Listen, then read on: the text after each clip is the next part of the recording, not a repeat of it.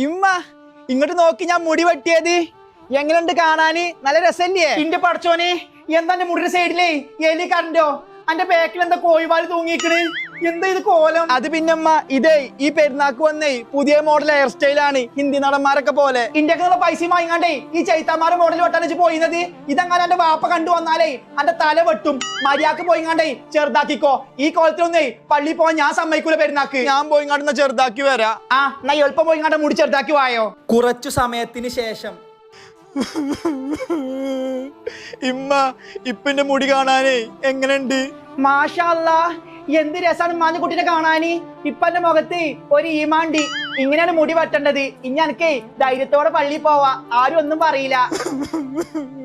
മുടിയേ ഒന്നും കൂടി ചെറുതാക്കായിരുന്നു എന്നാലേ കുറച്ചും കൂടി ഭംഗി ഉണ്ടായിരുന്നു ഇനി ഞങ്ങൾക്ക് ഒരക്കെ ചെറുതാക്കണത് ഇന്നെ കൊണ്ട് വെറുതെ പറയിപ്പിച്ചാ നിക്കണ്ടോ അല്ല പിന്നെ